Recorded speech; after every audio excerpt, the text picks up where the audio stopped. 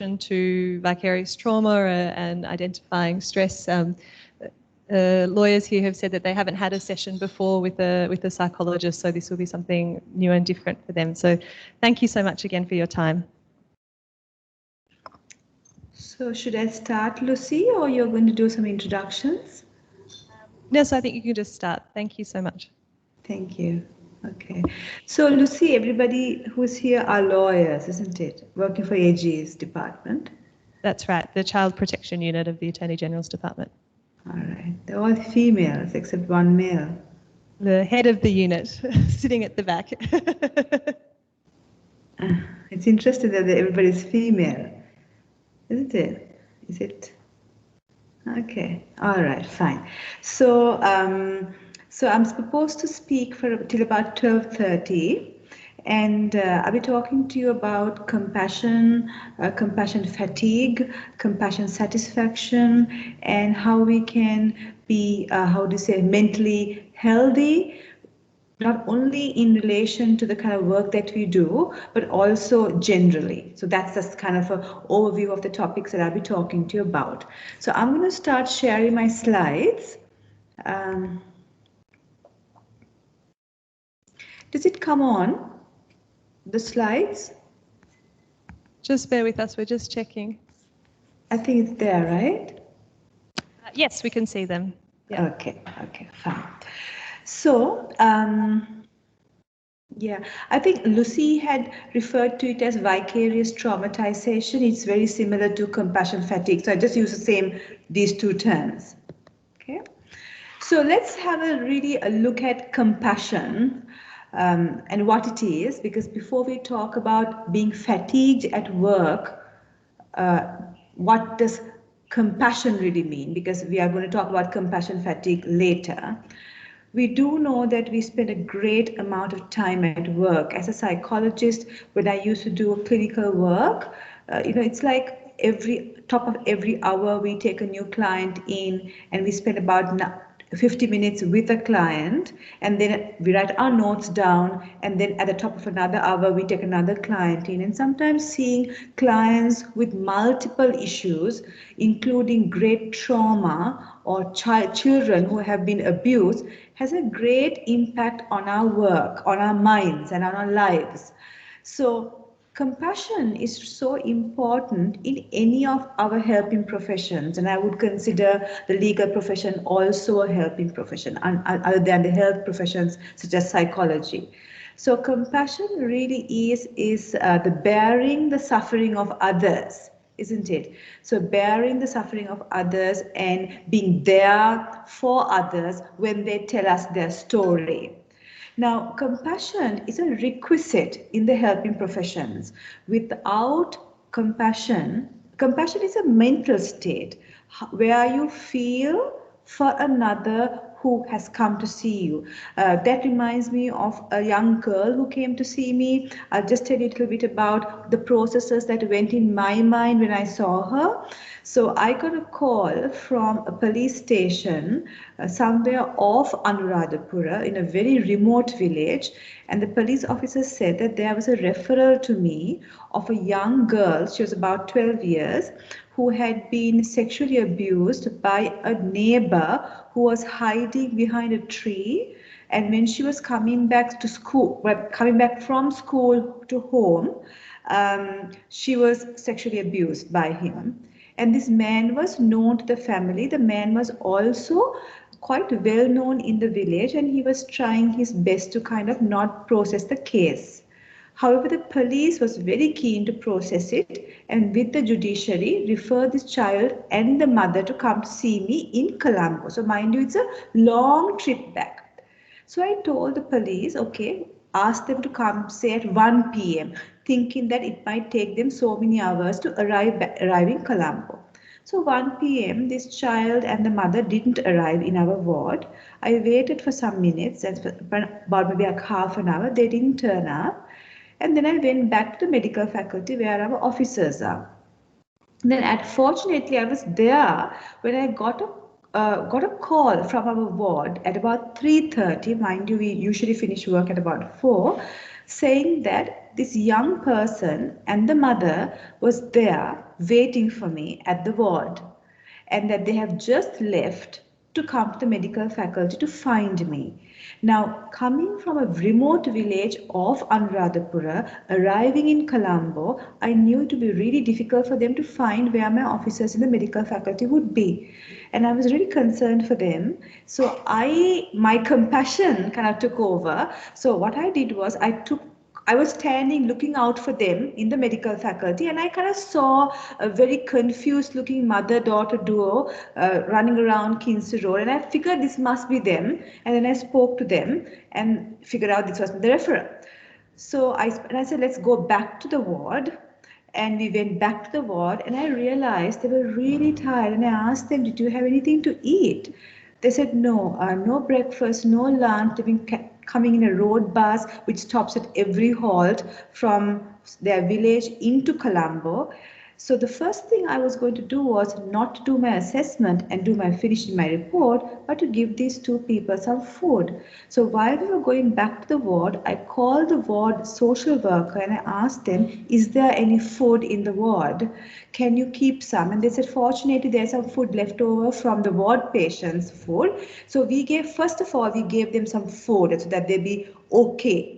And then the assessment started. So when we talk about compassion, we are talking about mind states like that, looking into the suffering of others, not just only doing a proper assessment. So compassion is a requisite in the helping professions, including the legal profession.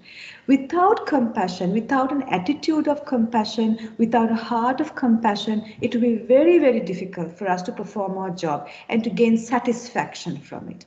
If our job is about, making a name for ourselves, going up the career ladder, those are all fine. But if you don't have the attitude of compassion, your job will be very tedious for you in the long run.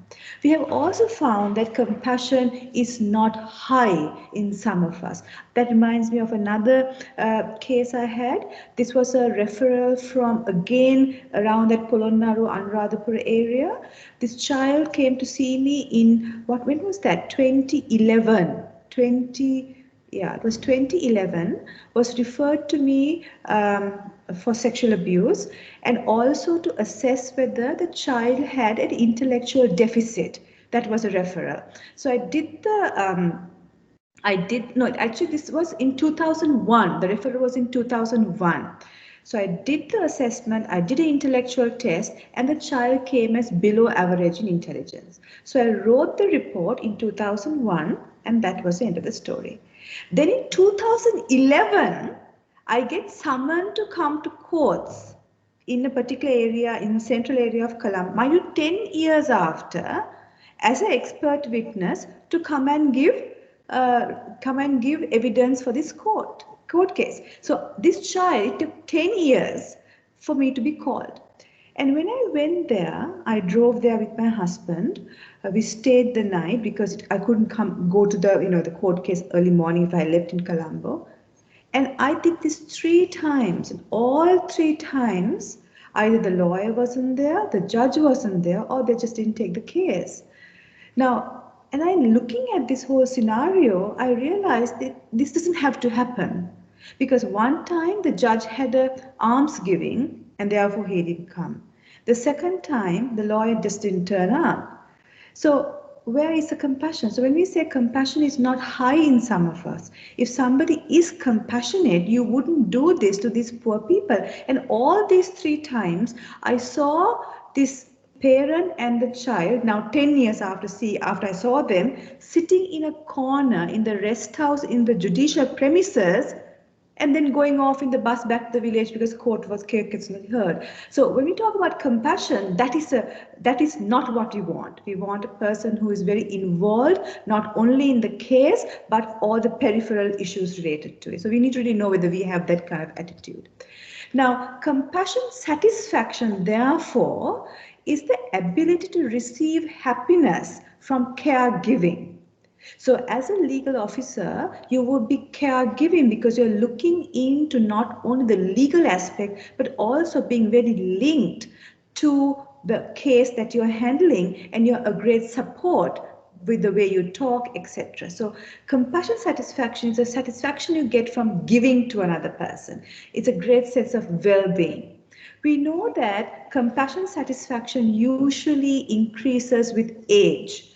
So if you're in your 20s or 30s or 40s, usually the satisfaction that you gain from being compassionate to one of your clients increases as you go with age. I think the reason this happens is when we're in our 20s, we are more self-centered, we want to go up in our career, we want to make a name for ourselves, and the capacity to link with other person in a non-self-centered way is lesser.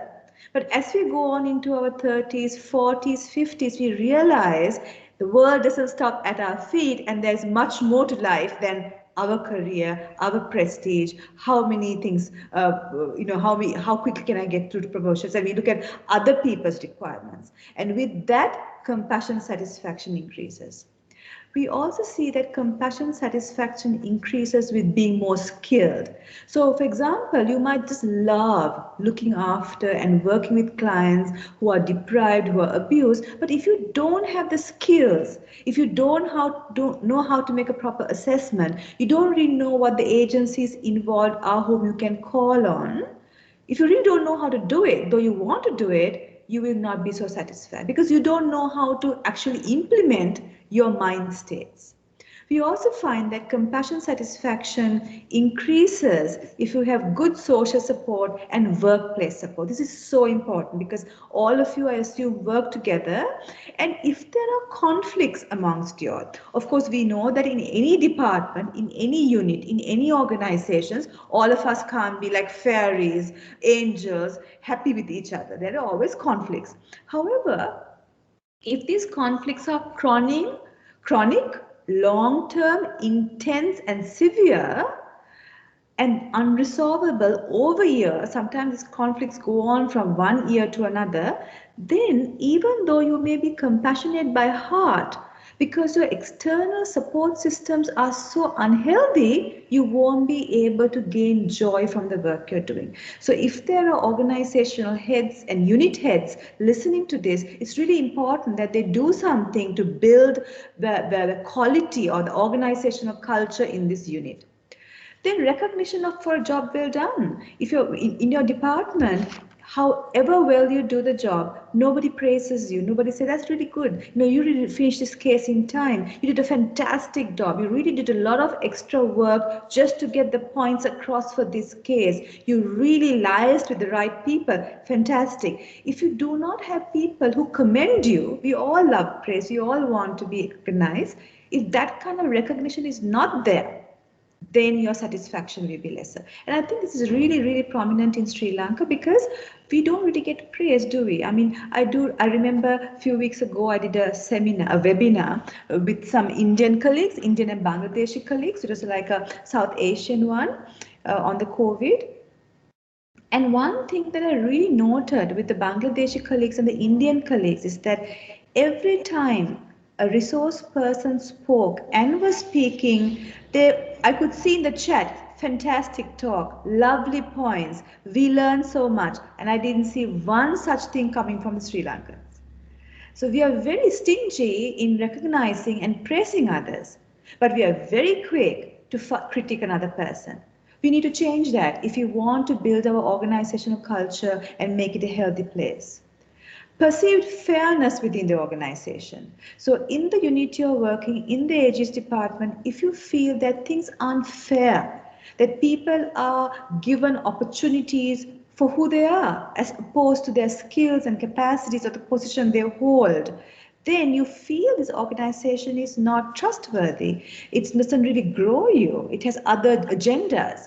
So in that context, even if you are compassionate by nature, you won't get satisfaction from it because of all these external issues.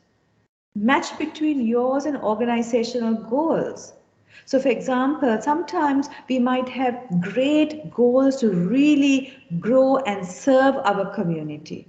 But you realize the organization is highly politicized, or Other people are not really interested in your altruistic, your humane goals. And you see this disparity growing. And over years, you see yourself just don't bother, don't care. And we see this a lot in government organizations. I wouldn't know about private organizations, I haven't really worked much, but where young blood, young people come in and they really want to do things to change. But there's so many issues happening in the periphery that they feel that what's the point in having these great dreams? What's the point? Because there's no support and they let go of their dreams because there's no fit between theirs and organizational goals. And finally, your capacity to look after yourself is so important to gain satisfaction from the work you do.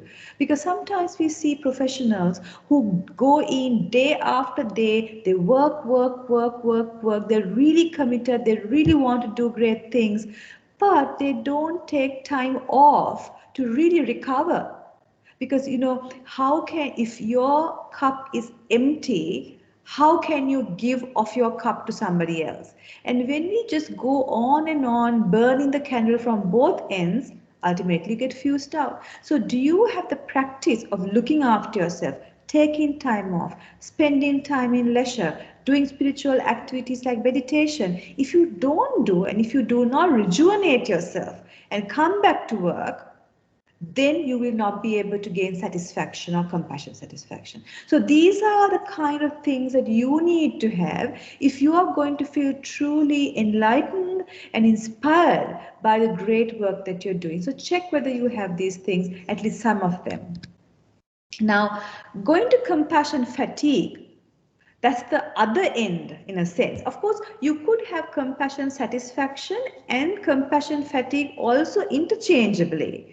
We could be very satisfied with our job but really tired by it as well. I mean, it's not mutually exclusive.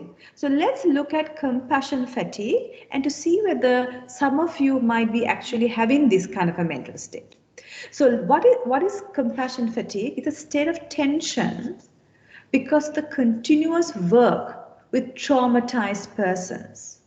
You are preoccupied with their troubles. There may be vicarious experiencing of their symptoms. Now, I would like to give you a little story about something that happened to me where I felt that I was vicariously traumatized. About maybe in the year 2000 or 1999, many years ago, I think 20 years ago, we had an opportunity to go to the UK for a 1-month exposure to various agencies that work with children who are sexually abused and those who work with child sexual abusers, the pedophiles.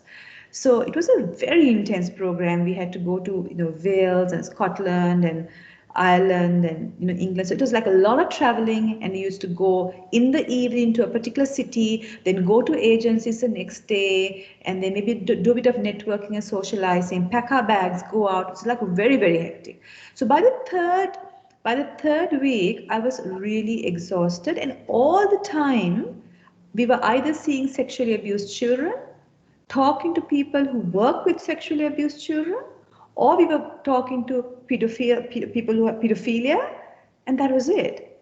So I remember in Dundee in Scotland, we had a morning appointment at a particular agency, and I was so exhausted because I was also translating into Sinhala what was told to us in English, because some of my colleagues didn't understand English. It was like a double cognitive challenging for me. So I told my colleague, I need to take some time off. I'm going back to our hotel, which is a small, like a motel kind of thing. And she said, that's fine, Pianjali, take the day off. So I came to my motel. It was at about 12 o'clock.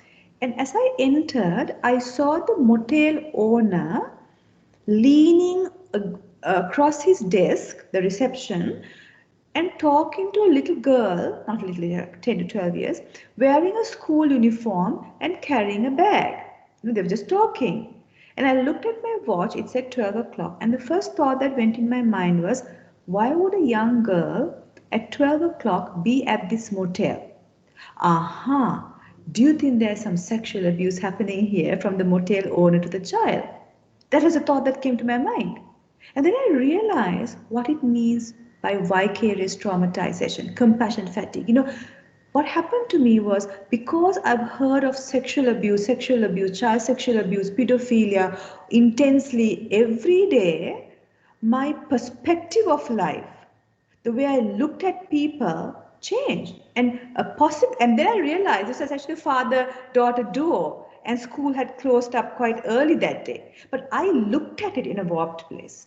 So what happens therefore in compassion fatigue is when you become involved with individuals who are highly traumatized with multiple social issues, and sometimes we don't even know how to solve it, and it takes years to give a verdict, you are drawn into that system and you start looking at the world in a very suspicious, biased way, and you might even be experiencing the symptoms that they're experiencing. So you might be having people who may be having symptoms of anxiety or depression. They might say that their heart is racing, and after some time you also sense it in your. So that's what compassion fatigue means. It's a existing phenomena. It could happen to any one of us. It has happened to me. So what are the indicators for compassion fatigue? Who are the people who are most responsible, who's most prone to compassion fatigue? Obviously, younger age. So when you are younger, because of the lack of experience, even life experiences, we have seen that even in our own health-related degree programs, people who are younger, who come into professional degree programs in the health sciences, have much more difficulty in adapting and learning because their life experiences are limited as opposed to somebody who's much more mature. So when one is younger, it can be quite a shock to see the truth of what the world is like, and the world is not always pleasant as we thought it was. So younger age is a risk factor for compassion fatigue. Lesser skills. So if you're not that skilled but have beautiful ideas for the world, but you really don't know how to implement it, you don't know how to assess it, you don't know how to interview a child, you don't know how to intervene with a distressed mother or father, then the lack of skills can make you more easily fatigued than a person who has more skills. History of trauma, this is really, really important. All of us, I mean, people who are listening to me, and maybe myself, may have gone through our own traumas, not necessarily child sexual abuse, but it could be something else. Maybe you were born into a dysfunctional family where your parents never spoke to each other. Maybe you saw your mother and father permanently arguing, or you saw your father hitting your mother. Maybe you saw your grandparents really humiliating your mother or humiliated you. Maybe when you were in school, you were bullied by other people in the school. So you might not have worked through those past traumatic incidents, and then you find yourself as a lawyer interested in working with children who've been, child protection matters. And what happens is when we are thrown into difficult work areas like child protection, our previous traumas can get activated. So if you have had a history of trauma, it's really, really important that you get therapy for it yourself, so that that baggage has been resolved and it is finished off. And you come with a fresh perspective, fresh attitude to your clients. I cannot emphasize this point more. You really need to do some work. Long hours of work or shift work. So if you have to work, morning hours you're there, then you take your files of stuff back home, you need to do a lot of referencing, you need to look at previous cases that have been heard and is contradictory to what you want to propose. Lots of work over the days, over the weeks, over the months can really have an impact on you. We have seen that as professionals go up in their career, their tendency to be humorous, to smile, to laugh, to joke, to be relaxed reduces. If you look at yourself, I haven't really seen your faces and how young you are, but if you look at yourself or your seniors, you would see that as we go up in the career, as one gets senior, their sense of self-importance may increase, but their sense of relaxation, joy gets reduced. That's because of the great deal of work that you're putting, but you haven't nourished yourself. We'll be talking about how to nourish yourself later on. Then difficult relationships with co-workers. So if you're working in the area of child protection and listening to day after day difficult stories of clients that you need to work in a very complex social system that we have in our country. And on top of that, your workplace colleagues aren't the kindest. If they are not kind to you, if they're hinting at you, if they are preventing you from your career progress, if they are doing their lunches and teas and dinners without inviting you, provided that you're okay and it's not them, we don't know who it is, whatever it is, if you have difficult relationship with co-workers, then your compassion fatigue onset, if at all, would be quicker.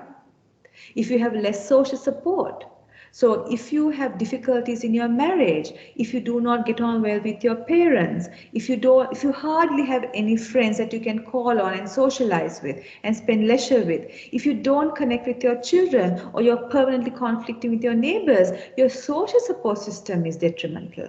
That will increase your chance of getting compassion fatigue.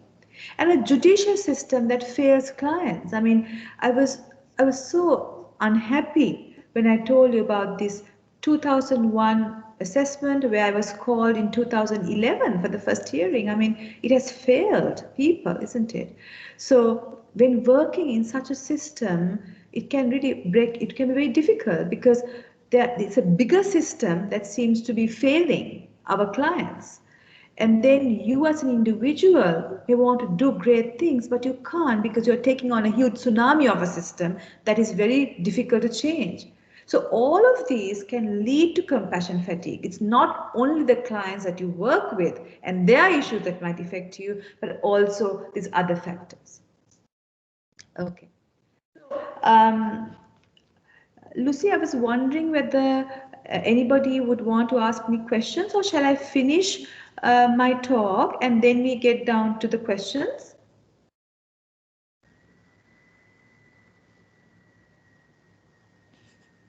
Anyone have any questions for Professor at this stage, or shall we have them at the end? Maybe we'll have them at the end, and then if we should leave some time. Thanks. Okay. So that is compassion satisfaction and compassion fatigue. And so I'm now going to tell you about the key strategy of how you could protect your mind from compassion fatigue and how you can increase your compassion satisfaction so that your job becomes a joyous one. That doesn't mean that every moment, every millisecond of the day you're jumping with joy, of course not. But generally, when you look at your life in relation to the job that you're doing, it fulfills you, it nourishes you, and you're very glad that you're in this job. So you need to train your mind to get there. So what is the key strategy that we could use? There are many strategies in psychology to protect our mind.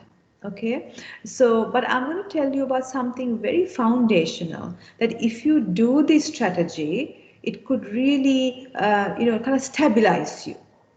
And we call it present moment awareness. So present moment awareness in Sinhalese, we call it sihiya, being in the present. So what does being in the present means? It means being attentive to the current experience. Like, so what is my current experience as a speaker today at this session of the webinar of your training is that I'm sitting in my room. I can feel it's cool here because the AC is on. Right now I got a thought as to how difficult it is to do online work when I'm only looking at the screen because I don't see anybody. So that was a thought that came to my mind. When I started, I'm feeling a bit cold now because the AC is hitting onto me. So those are the kinds of my present moment experiences. And I'm trying to be attentive to the current experience. You as a listener, your most predominant experience would be my voice and the contents of the talk that I'm giving you. That is your current experience. You may be having peripheral current experiences, such as what would be there for lunch? Oh, the tea wasn't that good. I hope the lunch will be better. Why couldn't we also do this through Zoom? Why did we have to come to Ventura? Those would be the thoughts in your head.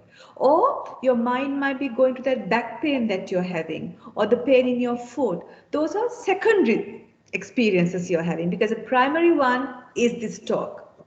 Now, Therefore, what is present moment awareness? Present moment awareness is the capacity of somebody to bring their mind gently to the moment that is happening, whatever is happening now, the predominant experience of what is happening now, without elaborate processing. Now, what we usually do is we do not like to live in the present moment. There are three other places in our life we prefer to live in rather than the present moment. And that is the past, that is the future, and that is the fantasy. Most people, unless they are training their mind for better mental health practices, do not like to be in the present. They feel that the present is a boring moment. Why would you want to, bring your mind back to the talk this person is giving? Isn't it more fun to think about the shopping spree you plan to do on Saturday or the wedding you have to go on Friday? So we put our mind to those places. So we realize that an individual who is not training their mind for better mental health would love to think about the past. I mean, there are people who I have an aunt of mine who's in her late 70s who still tell us when we meet her about the awful experiences she had with her grandmother when she was 10 years old. Now the grandmother has passed away, trees have grown in the place that she's buried. This lady is also nearing the end of her life, but still talks about something that happened 60 years ago in a very perverse, self-tormenting way, but she still does it anyway. So similarly, we ourselves, we think about the past, we rehash the past, we live in the past, not realizing that it is gone. Similarly, in the future, we think of our birthday and what will we do. We think of the wedding we are going on Friday. What will we wear? What kind of compliments will people give us? Would we look better than the bride? You know, our mind concocts those things. Then fantasy. You see an application for Miss Sri Lanka, Lux Miss Sri Lanka event. And you think, well, I think I should be able to kind of, put an application there and I just might get Miss Sri Lanka title. And when they put that Miss Sri Lanka sash on my body, what would people in my area think of me? They might be a tad bit jealous. And then when I go for Miss Universe, I just might get it. And this could be an 80-year-old thinking and fantasizing about something that could never be hers as an 80-year-old. She cannot be a Miss Sri Lanka. But you can fantasize anyway, isn't it? But what we don't realize is that when we put our mind, knowingly or unknowingly, to the past, to the future, to the fantasy, initially you might get a bit of a little bit of like a bit of a excitement. However, it immediately drops. You feel empty, you feel unhappy because your mind knows the past is finished, the future we would never know whether that's going to be it is, and the fantasy will never happen to you. So therefore, if we want to really develop our compassion, if we want to bring in more compassion satisfaction to our life, if you want to reduce the occurrence of compassion fatigue and overall increase our mental well-being and reduce stresses, you need to train your mind to be here and now. Like this picture I have with you on my slide. It says, it's in relation to thoughts. Leave your front door and the back door open in your mind. Allow your thoughts to come and go. Just don't serve them tea. So a person who is living in the present moment is somebody who is aware of their thoughts, whether it's related to the past or the future or a fantasy, but they don't make a story out of it. They just don't make a story out of it. Let me give you an example. Okay, I read this from one of the scriptures. It was about a young monk and an elderly monk, Buddhist monk. He was in his temple, and this young monk was thoroughly dissatisfied with being ordained. He felt he could have done much better being a lay person, but he had no choice. He was already in the robes. So what does he do? Usually he gets up in the morning, he sweeps the temple premises and Few people come to the temple, he gives them a bit of Dhamma advice. Then he has his dane at lunchtime, and afterwards, after a small nap, he has to fan with one of those cloth fans, the elder monk. Now, the elder monk was very developed spiritually. He was able to assess other people's minds also, which the younger monk didn't know. Now, the younger monk was about 17 years. He had been ordained as a young person. So, this story is about these two people. Now, while one day, when the younger monk was fanning the older monk, a thought occurred to him. Just a random thought, like you and I would get, which was, why do I have to be fanning this old man every day? It's a thought. Now, this younger monk had not practiced present moment awareness. He wasn't, in a way, even aware of this thought. So he wasn't attentive to his current experience. Because he wasn't attentive to his current experience of this thought, he started elaborating on it. And how did he start elaborating on it? He started making a story based on the thought, which was, why do I have to fan this old man? So what was his story? He said, well, if I didn't get ordained, I will be at the village. Village was a nice place. In fact, in the village, before I ordained, when I was in Montessori, there was a very sweet girl in my Montessori class called Anusha. I wonder where Anusha is now. You know, if Anusha, I met her, I'm sure she liked me because I used to like her then. We had a connection back there in kindergarten school. Anusha also must be now very pretty. She must be about 11, 17, 18 years of age. And in our village, of course, people get married young. So I'm quite sure that Anusha's parents wouldn't mind giving her in marriage to me and vice versa. I'm sure we'll have a beautiful village wedding. Everybody in the village will be invited and we'll have a beautiful buffet and everybody will celebrate our union. Anusha's parents are somewhat wealthy. They will give us about 2 or 3 buffaloes and my parents will give us some paddy field and we can go on paddy cultivating using the buffaloes. Fantastic rural life. We can make a nice hut near the paddy fields. I of course think at least 2 or 3 children we have to have because they have to also have the paddy cultivation.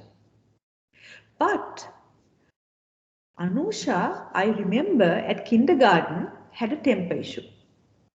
I fear that Anusha might hit my children when they misbehave. Now, I would not tolerate that. So when Anusha hits my children, I'm going to hit her like this. And the young monk hit the older monk with the fan. And the older monk told the younger monk, because the older monk had certain psychic capacities, son, I am not Anusha, I am the old monk. Now this happens to many of us, isn't it? We have one random thought, highly unrelated to the situation we find ourselves in. But because we haven't caught hold of that thought and let it go, we hang on to that thought and we process a story on it. And it goes on and on and on and becomes a reality, which is actually not a reality. And then we act on that reality, like the little monk did. Now, if you, on the other hand, take on the practice of present moment awareness, what would you do? How do you practice living in the present moment? Present moment awareness involves continuous training of your mind. It's not something that you do for a day, a week, a month, an year. Just as we would brush our teeth morning and evening, whether we like it or not, it's part of our life. Similarly, training your mind to be in the present moment awareness as the greatest gift that you can do for your mental health improvement, you need to do it throughout your life. You might then think, oh, that's too much of a game. How can I do it for all my life? Do it for 21 days. They say that it takes 21 days to really appreciate a new habit. I don't know whether that's really true or not, but that's what people say. Do it for 21 days from now on. So how would you do it? What you do is whatever primary activity you're doing, whether it's washing your body in the washroom, whether it's having a cup of tea at home, whether it's tending your little garden at the back of your house, talking to your child, doing homework with your child, reading a book for an impending case, texting your husband or wife, whatever it is, you need to keep your mind on that activity. Now, it may sound extremely simple, deceptively simple, but it is not easy to do. Why? Because of the tendency of the mind to go to the future, the past, or the fantasy and to try to multitask. Our society values multitasking. Until very recently, most corporates, when they had job descriptions, they looked for multitaskers. Fortunately, well-informed organizations now do not have the requisite for multitasking because we know neurologically the brain cannot multitask. It's one stimulus at a time. But the stimuli changes so fast, we think we are multitasking, but we are not. So like for example, we see people who are driving the vehicle and they're listening to music, dancing to that as well, having their hands free on and they're taking a call and they're eating a sandwich also while driving the vehicle. So they're doing 4 things. But actually what happens is the mind is continuously switching from the sandwich he's eating to the steering wheel, to the dancing he's doing to the music and the phone call. So it's only living 25% of the time in each of the 4 activities. On the other hand, a person who is living in the present moment wouldn't do that kind of a multitasking thing because we actually can't do multitasking.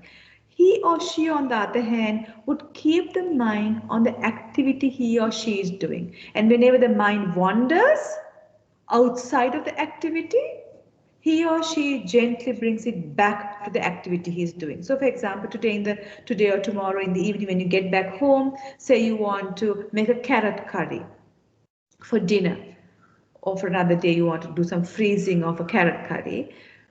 If you're living and practicing present moment awareness, what would you do while you're cutting the carrot? A very simple daily activity that most of us do, isn't it? So you would take your knife and you would be cutting the carrot and you will keep your mind gently, not straining, but gently on that activity of cutting the carrot. Then you see that your mind has now suddenly gone to what would you cook for breakfast the next day. Or the mind suddenly went to the Bentota seminar that you were here 2 or 3 days ago. Or how wonderful and how hospitable Connor and Lucy were, whatever it is. When you see that your mind had wandered, even though you see it after 5 minutes, gently bring your mind back to the carrot. That's all what you have to do. And when you keep on training your mind to let go of these excessive thoughts that are occurring in your mind and letting go of your need to elaborate on it, this is what would happen.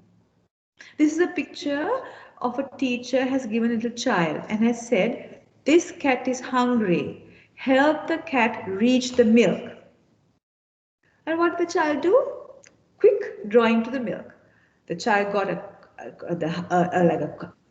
correct mark and a red star. Because you see, life is usually very simple. We complicate it by imagining a non-existent problem, isn't it? So another child might have gone into this maze and tried to find the route to the milk. But this really clever child circumvented the whole maze, went straight to the issue, simplifying his life, simplifying his mind. So therefore, when we practice present moment awareness, the unnecessary thoughts that get generated in our mind is kept as it is.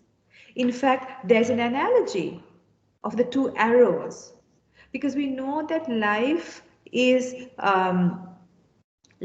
can give us an issue. Like say for example, in your work life, you might get a significantly difficult issue at hand. I remember one of my first case that I worked with on child sexual abuse was 2 little girls, I believe of maybe 3 and 5, with alleged sexual abuse by the father, multiple sexual abuse. And it was my first case. It was a significant case. It was actually opening for working on child sexual abuse in the country in a formal way, where pediatricians, judicial medical officers, psychologists were working together on assessments, really, formally. And when these two little children came, and I was given the task of actually assessing whether this claim was true, because a pediatric assessment indicated that this was abuse, but the children were not talking and they were also very less verbal because of 3 and 5 years. So whilst talking to the children, the 5-year-old little girl, the 3-year-old couldn't really verbalize, multiple thoughts were going in my mind. Things like, oh, please tell me, how would I assess this? Do I have skills to get this information from the child? A lot of thoughts were going. And as more and more thoughts was getting generated in my mind, and as more and more thoughts I was elaborating on it, my anxiety was growing because I was very helpless, not knowing whether I could do the proper assessment. Then I calmed my mind and I thought, well, there's a situation that's presented myself. I'm not going to overthink about my capacity to assess and intervene, but I'll do whatever I am trained to do. So what did I effectively do? I totally laid to rest the excessive thoughts of anxiety that was being generated in my mind. And I brought back my life to the very simple skills and knowledge that I had. And with that stabilizing of my mind, I was able to make a very quick assessment where the 5-year-old child gave all the information we required to establish sexual abuse, and it was like a landmark case way back, about 20 years ago. So when we talk about 2 arrows, let's think of a man who's walking in the forest. A hunter, not knowing that this is a man, throws an arrow at the man thinking it's a deer. And the arrow goes and pierces his leg. He's in pain. Then the hunter puts another arrow. And the second arrow also goes into the second place. Now this man is in agony because not only has he got 1 arrow, he's got 2 and both are in the same spot. However, if he had only 1 arrow, things would have been much more easier for him. But now he has 2 arrows in the same spot. Our life is like that. The first arrow are the difficulties that we have in our life, whether it's our workplace, our caseload, etc. Or it could be a personal issue, like a health issue or a relationship failure. The second arrow are the thoughts we generate about it, the excessive elaborated thoughts. We have a choice. We have a choice not with the first arrow, because those are normal manifestation of life, that problems come and they go. But we have a choice on the second arrow. We do not have to excessively think about it. That's what is depicted in this. So a person who is living in the present moment is a person who trains his or her mind to live in the present. And when he's living in the present, excessive thoughts are curtailed. And because of that, his life pattern changes, his life changes. So what does present moment awareness give you? It makes you less reactive to feelings and thoughts. Many of us are highly reactive to our feelings and thoughts. The moment we get angry, we put out a nasty word, or we are becoming, road rage is one thing, isn't it? A few years ago, I was driving near Union Place, and there was a seemingly normally driving man in front of me. And there was a traffic lights near the Union Chemist kind of thing, that Lipton Circus. And we all stopped. And then when the traffic light changed, the man in front of me took a little bit while to start his engine. Because of that, the car next to him couldn't go at the green light and we had to stop again. The moment we stopped again, the man on the parallel to this got out of his car, came and started banging on the windows, banging on the bonnet because he was so angry. Now we don't have to do that kind of thing. So something as small as being unable to cross the green light, but he did it. So what that happens is that we are very reactive to our feelings and thoughts. We take it as given, as factual. But as we practice present moment awareness, we see our feeling and our thoughts as a passing by phenomena. Anger comes, it goes. A thought of annoyance arises, we are aware of it because we are living in the present moment, it goes. We become non-reactive or less reactive to feelings and thoughts, which also means we become less reactive and to our life. We respond rather than react. Because of that, a person has a reduction in uncomfortable emotions and thoughts. So people who practice present moment awareness for some time, say for several weeks and months, say, you know, I used to feel so sad sometimes. It used to just come over me. Sometimes I'm just so irritable and annoyed. But now those kinds of emotions and thoughts are much lesser.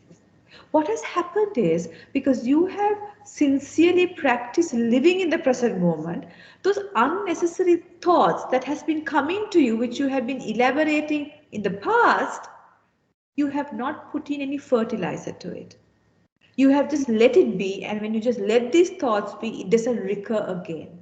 So your tendency to have uncomfortable emotions and thoughts becomes lesser. And because of that, you become compassionate towards yourself. You start liking yourself because why? You're not full of anger, you're not full of sadness, you're not full of irritability. Rather, you have better positive emotions arising, including self-compassion, which is liking yourself. And when you like yourself, you start becoming aware of other people's emotions and you become compassionate towards other people, including the clients that you work with. Then you might think, oh gosh, so if you are not reactive, then you might be like a black and white television set, like a doormat. No, that doesn't happen. A person who's living in the present moment does stand up for issues. They accept the present situation, but they do take action towards change when appropriate. However, not in an emotionally activated stance, rather in a wise responding way, because their mind is very strong. And because of all these characteristics, that person has an increased contentment and peace. So these are the characteristics of somebody who's in the present moment. So in summary, before I take in questions from you, what we spoke about is something called compassion. It's a very positive mental state that we could have, which could give us great joy in the profession we have. And when it gives joy, it's called compassion satisfaction. But unfortunately, because of certain factors, our compassion satisfaction could be reduced. So we need to work on those factors. We also spoke about compassion fatigue. That is a tiredness of the mind because of the job that we are doing. And I spoke about factors that leads to this compassion fatigue. And finally, I spoke about one of the most powerful strategies, seemingly very simple, but not that easy to do unless you really commit yourself to be mentally healthy by adopting the stance of living in the present moment. It's the best gift you could do to yourself if you want to be very mentally healthy, not only for your profession, but for your personal life also. So, Lucy and Connor, that's the talk. So if you have questions, we have like about half an hour, and you could ask me. Thank you so much for that. It was such a informative talk with so many rich insights, and I think there's going to be lots of comments and questions. Does anyone who wants to start with an opening reflection on the presentation?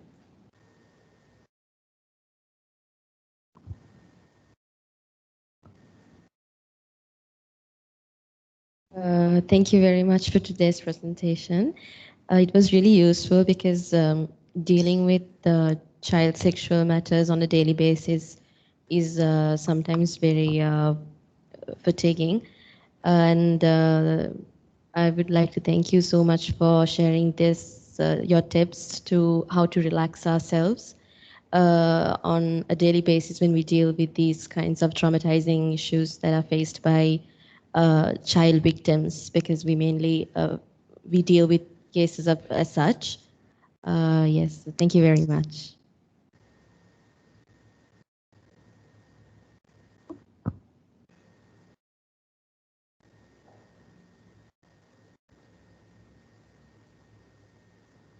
Maybe if there are questions, isn't it, of how to practice it, and have you had any experiences where you felt fatigued, or you felt satisfied with your job?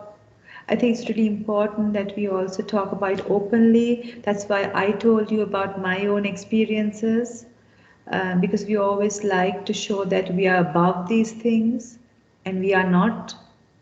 And talking about it openly also makes our, I'm not talking directly to the lady who's wearing the blue blouse, okay?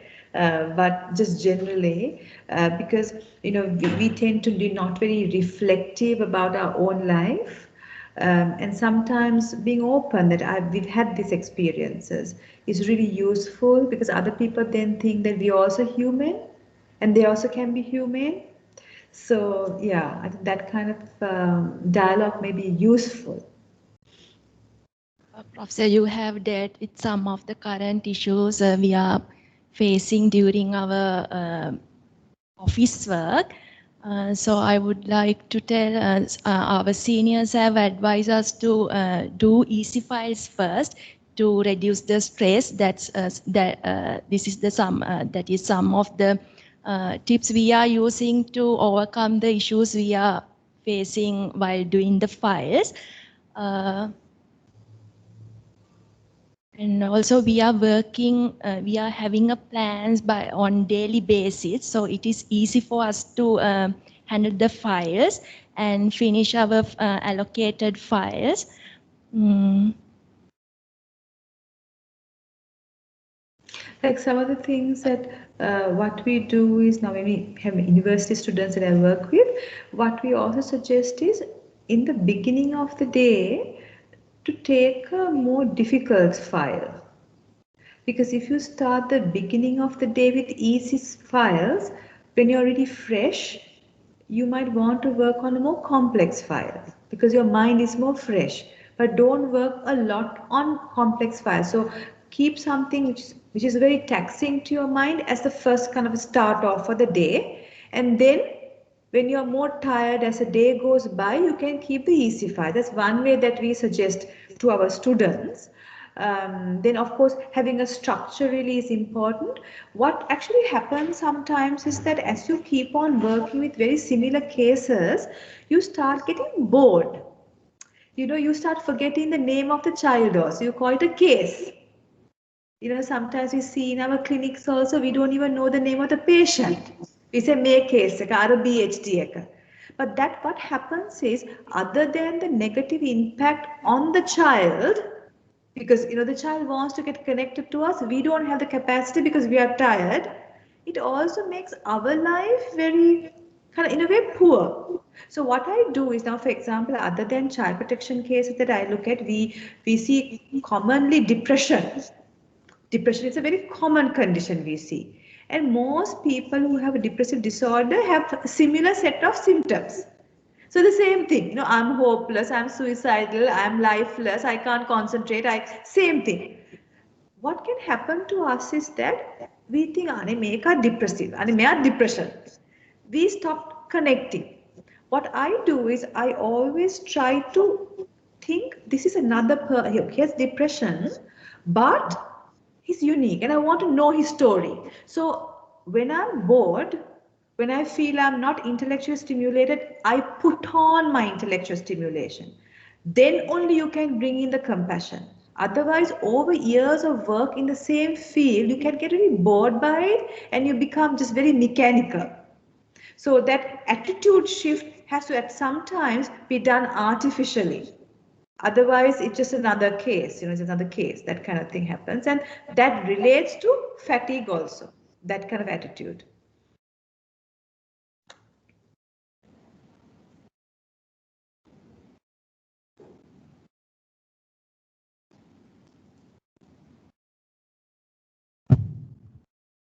We had a backlog of 17,000 files. So seniors asked to do easy files first to reduce the number of files.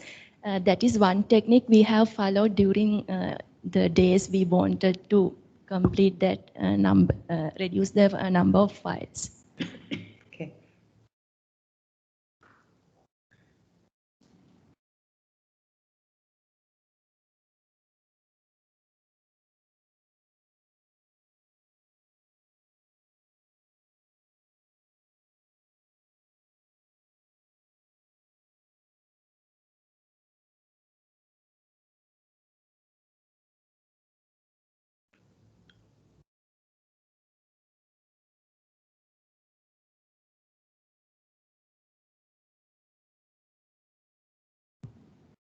Ma'am, I want to ask a question.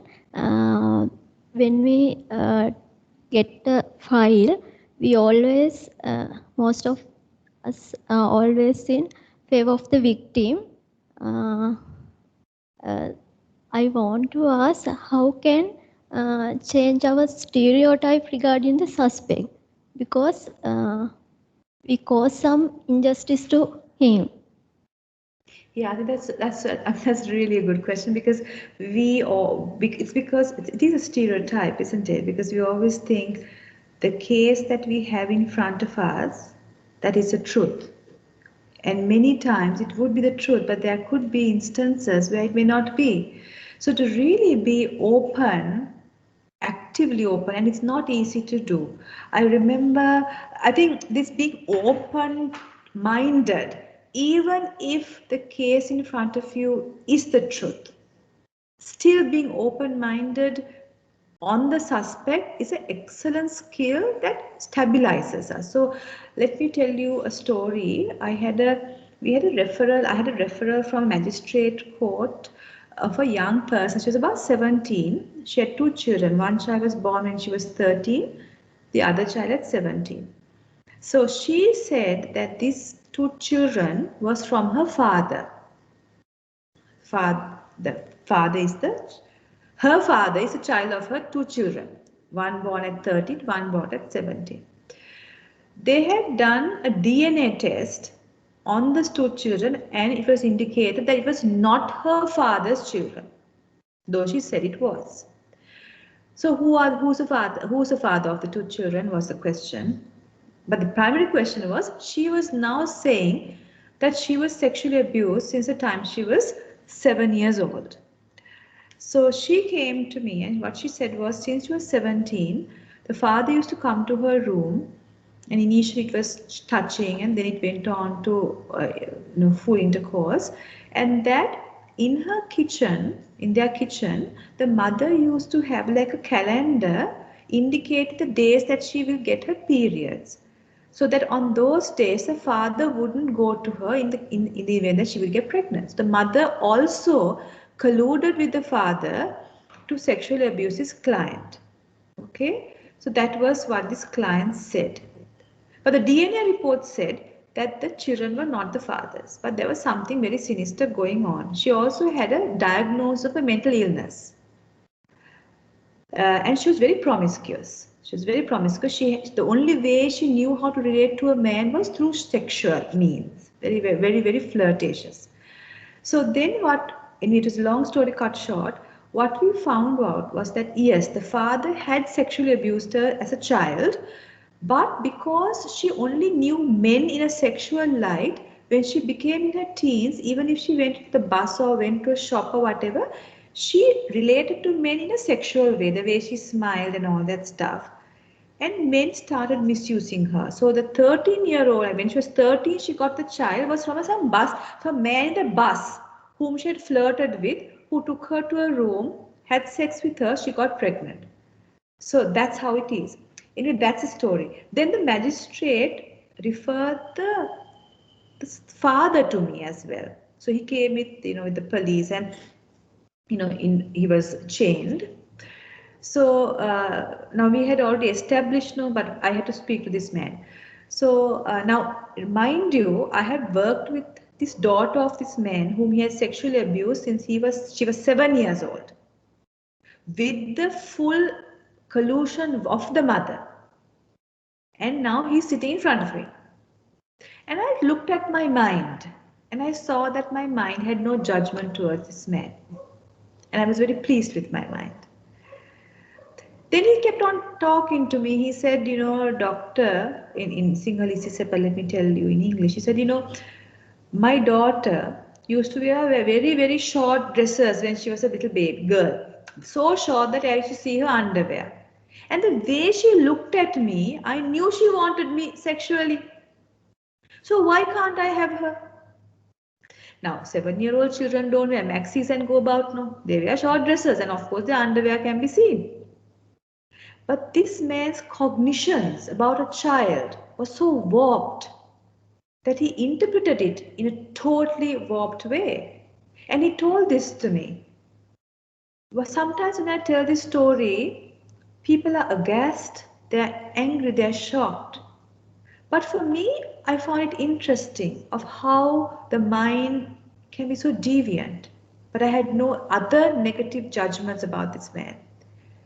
Now, what I said this is, even in the case where the suspect may not be actually a suspect, where the suspect has actually done what he has done in a most atrocious way, like this case I said, if we can keep our minds open without judging, it is a great asset to us because we can take proper decisions rather than emotions coming our way and messing up our decision making capacities. That's what present moment awareness gives us. We don't get embroiled and involved in our anger and sense of justice and revulsion and depression and sadness. Instead, those emotions are kept in bay, then we can look at the case in a very objective way. So in responding to your question, yes, you need to be open about the possibility of whether this has happened or not, and that you can do only if you practice present moment awareness. Otherwise, you get sucked in to your preconceived judgments. But in the event that you find that this case is actually true, and the man who abused has multiple abusive instances, still, in those events also, if you can live in the present moment, your mind will not be colored by a whole host of negative emotions and you can take proper decisions in your processing of your work. Yeah. So thank you for that question.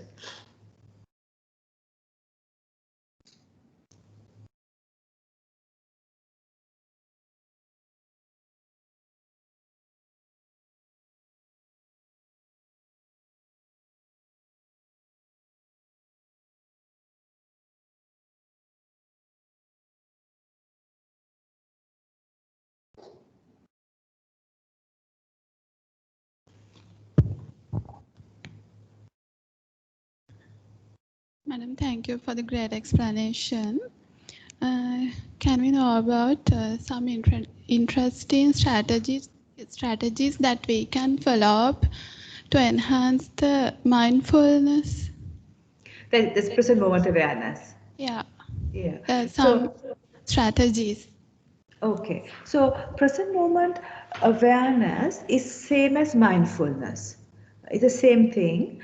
And so I use the word present moment awareness because mindfulness is a mind state that is a little bit more developed than living in the present moment, but it's quite similar. So let's use it interchangeably. So how do we actually live in the present? Is the question, isn't it? What are the strategies? So living in the present, as I said earlier, is about keeping your mind on the activity that you're doing. Right now, your activity is listening to my voice. Secondly, comprehending what I say and maybe looking at what I look like. Now, how do you do that? So there are no strategies as such. There's only one strategy, which is bringing your mind back to the primary thing. In this case, it's me and my voice and what I look like. Bringing your mind back when it has wandered away. Now, at the initial stages of being in the present moment, it's not easy to do that because our mind is untrained. So if I were to give an analogy, there was, in our ancient villages or even now, they use bulls to tend the paddy fields. So these bulls are brought from the forest, and the farmer ties the bull to a tree. Why does he do that? To tame the bull. Because if the bull is not tame, it will be disaster in the paddy field. But if the bull is tame, he will be an asset to the farmer. Now the untamed bull, when he's tied to the tree, runs wherever he sees. So he will see you in the yellow blouse on my left, but he can't really run and attack you because he's roped. Then he comes back to the tree. Then he sees Lucy or the head of your unit and goes towards that. But he really can't attack the person. He comes back.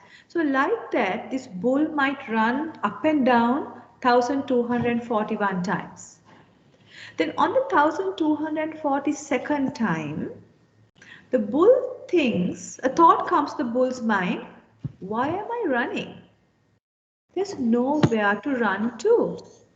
And on top of that, when I run, the rope cuts my neck. It's really uncomfortable. On the 1243rd time, the bull sees that there's a dog in the garden who is not tied, whom the farmer really is kind to, and who is very relaxed. And on the 1244th run he's doing, he thinks, why can't I also be like the dog? Why do I have to run?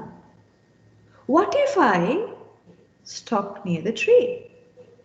And on the 1245th time, when the thought occurs to him, let's run towards this direction, he doesn't do it. He prevents acting on that thought and he still stays near the tree. When he does that, he sees things he had never seen before in his running process, which is the butterflies, the beautiful greenery of the grass, the farmer's wife cooking something in the outside kitchen, and he appreciates those things he had never seen.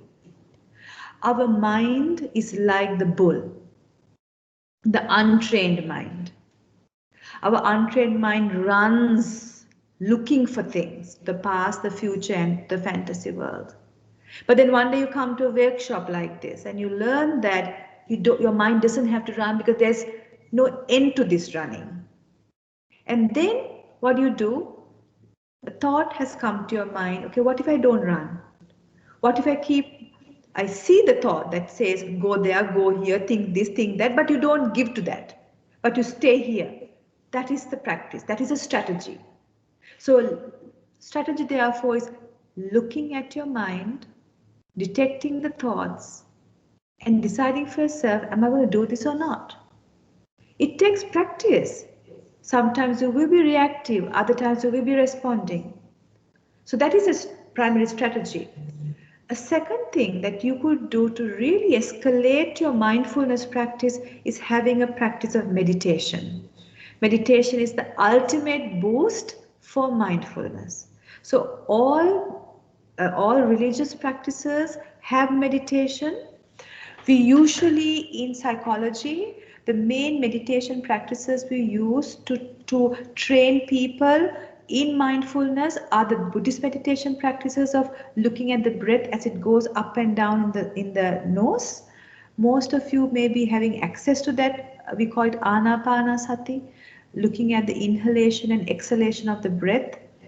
That really helps in mindfulness. So a second strategy, therefore, is for you to bring in a meditation practice to your daily life. That will help you really manage your mind much better than simply doing it on a daily basis without meditation. A third strategy that you could do is to always look at your thoughts as not sure. We look at our thoughts as facts, don't we? We think now, for example, you might look at me and you might have a thought, which is, oh, she looks like a really friendly person. That's one of you. Another person might think, oh, she looks really conceited. I don't like her. And you think that thought is correct. Another person might think, oh, she's just talking nonsense. This is so boring. And you think that thought is correct. But these are three different thoughts which seemed correct to three different people. But you see, thoughts are not facts. They change. So let me give you a very simple analogy. Now, as humans, since we are in our adolescence, most of us would have been attracted to some person, physically, sexually attracted. So let's think about somebody when you were at school or when you were at university or when you were at tuition class that you had like an ex-boyfriend or a person that you really felt attracted to, okay? Let me put your mind back. So recall somebody. Many people don't want to say that they can recall, thinking, oh, I'm little angels, I've never had any attraction, but we all know you have had. because I have had. Okay, so think about that person whom you are not with now, like ex-crush or ex. Now, you may have had a whole bunch of thoughts about him then, like, my gosh, he's my soulmate. Without him, I can't live. Without her, I can't live. Oh my goodness, my life will end. Now, if that person walks into this room, would you have the same thoughts about him or her? You might think, my God, thank gosh I dumped him. Thank goodness. What a relief. Or you might just rush out of the other door because you don't want to see him or her. But it's the same person. And you're the same person. But the thoughts, bunches of thoughts changed.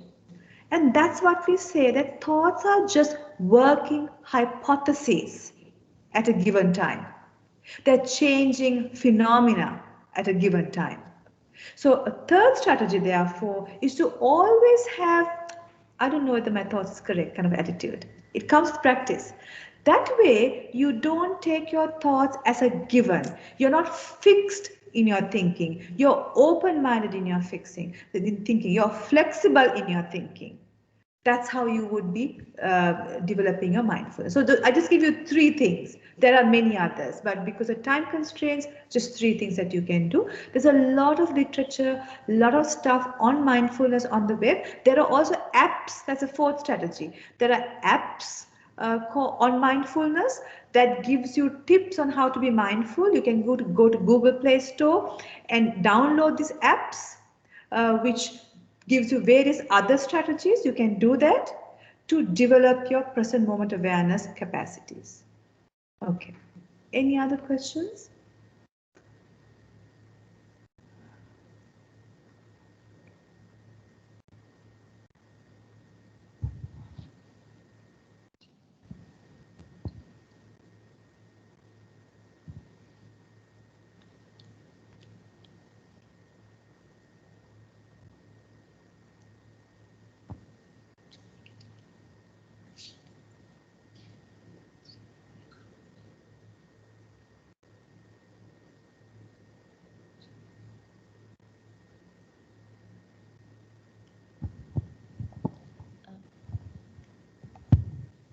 Professor, if I may ask a question, there may be cases that we read child abuse cases daily on a daily basis, like 4 files per day.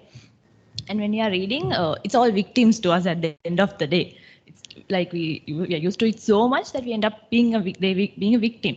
And then there may be instances that we might get personally involved in certain cases, but not in certain other cases, more in certain cases. Is there a way to overcome that? I think you might get personally involved because of the intensity of the abuse. If the abuse is really atrocious, it really draws you.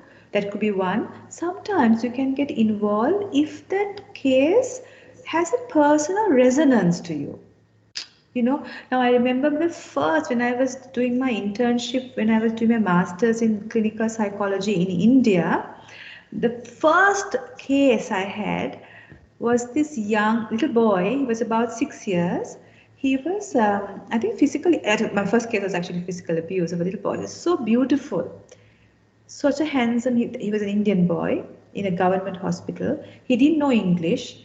He only knew Hindi, and such a beautiful young person. And I had to do an intelligence test on him. That's what the head of the department told me to do. That's all. No assessment, nothing, because I didn't know the language also. So I did my intelligence assessment on him, but I realized that every time I come to the ward and do other work, I'm very interested to talk to this little boy. And I felt very affected by his story of physical abuse. Then I stopped for a moment. I was, of course, only about 22 years of age at that time. I wasn't very aware so much about introspection and insight, because those were not kind of taught at that time in a psychology curriculum.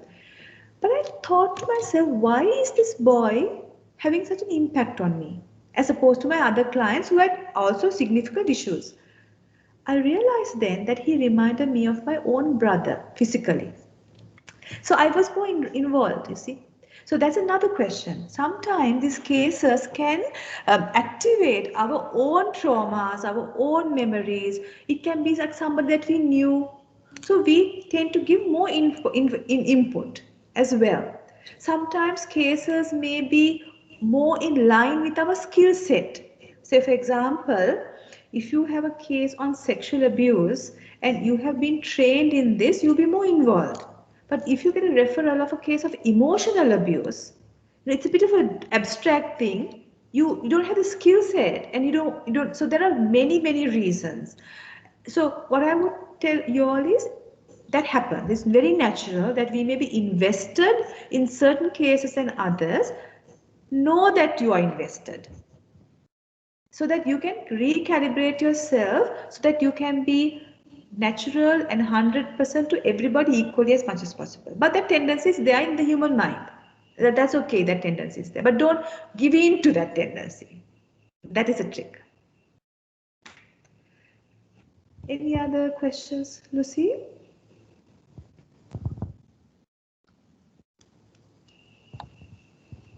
Hi. Since we are reading a lot of cases, like all of those are rape cases, so we don't we stop like being sensitive to those cases, like it's just a rape. So we is it a normal thing? Yes, it is.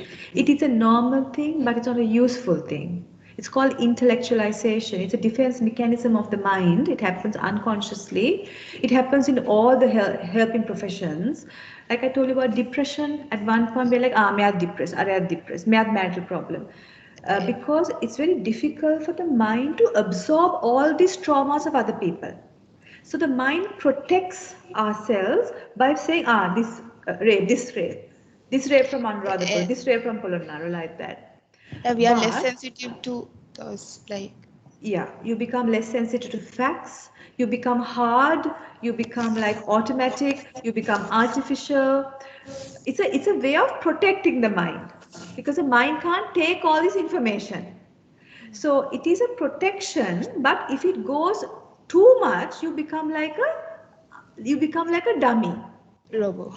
Yeah. So then the compassion is not there. You will not get satisfaction from your job.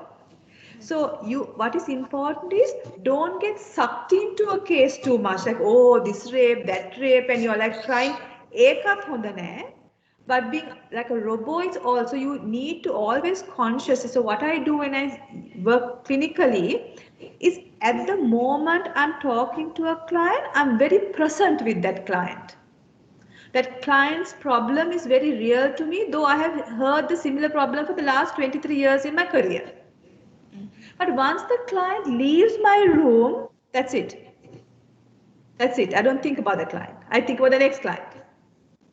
So what you need to do is when you're reading the case report or you're meeting the client or you're going for the case, you're very present. Your mind is present, your heart is present, but once it's finished, you need to just let it go. That way you can have that balance. Is that clear? Thank you so much.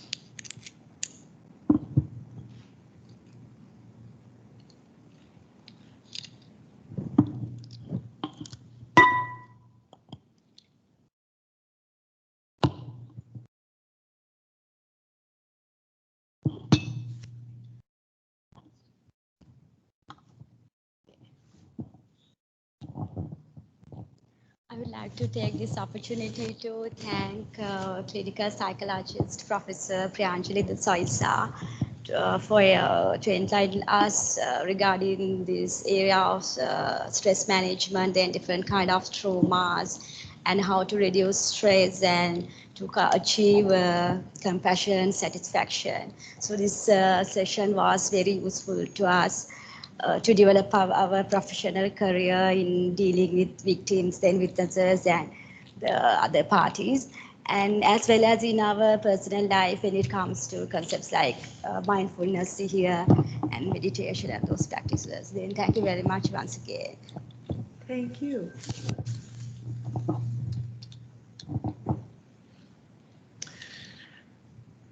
Thank you so much. I think we've closed the session now if there's no more questions. thank you hugely for your time. I think it's been given everyone a lot of food for thought. I think there'll be some very interesting discussions over lunch, so it's a kind of timely place to stop now. And I think it's wonderful to have had your insights and expertise shared with us today. So thank you. Thank you, Lucy and Connor.